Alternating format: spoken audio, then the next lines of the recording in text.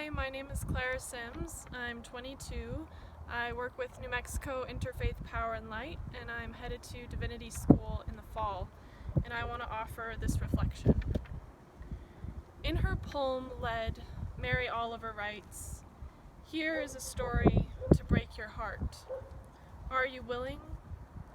This winter, the loons came to our harbor and died, one by one, of nothing we could see. What are the stories that, if we listen to them, would break our hearts? The climate is changing. Chaos infuses the systems upon which we have for so long relied. The rains do not come anymore, the crops no longer grow. The rains never stop, the crops no longer grow. Refugees are fleeing Guatemala, Honduras, Libya, Syria, Myanmar.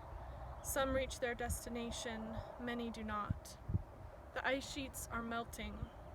The ice sheets are breaking under ancient patterns of wandering feet. Oil is spewing into the Gulf.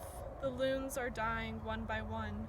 We are living in the Anthropocene. California is burning. Paradise is gone. The climate is changing. In each one of these is a story of one life and of many lives, of our own lives. And they are stories, if we chose to listen to them, which might break our hearts. So what if we let them? Could we bear the weight of all these lives and the stories which accompany them? Would they overwhelm us? Would they paralyze us? Would they break us? They might, or instead they might break us open. Break us open as the hearts of the apostles surely did when gazing upon Christ and his crucifixion. If we understand ourselves as part of both the historical and symbolic narrative of Christ's life and death, stepping back to consider the long arc of human history, at this moment I believe each of us is standing at the cross, gazing like the apostles did upon the fair but bleeding face of Christ. However, we stand with our feet planted in the 21st century, in the age of climate change, and we gaze not upon Christ the man, but upon creation itself, crucified by the injustice and violence of our world. It is an ugly reality. It is a violent reality. It is a reality which breaks our hearts, and understandably, we want to turn away.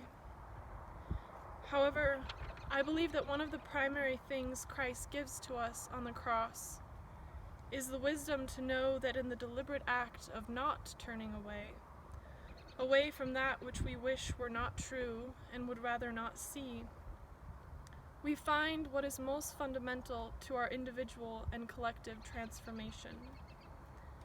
To embrace the suffering of ourselves and one another is the door through which God draws the human heart toward him. And the suffering of Christ on the cross was always an invitation into a transformation of the heart. It was always and will always be true that it is only through and not around, only in looking and not avoiding, only in bringing together both our love and our grief, that we may find ourselves and our world transformed. In the time that is given to us, though it be short, I want to invite you to stand with me and with the young people of today at the cross, where we may dare to let our hearts be broken, so that they may open and never be closed again to the magnitude and beauty and potential of this imperiled and irreplaceable world.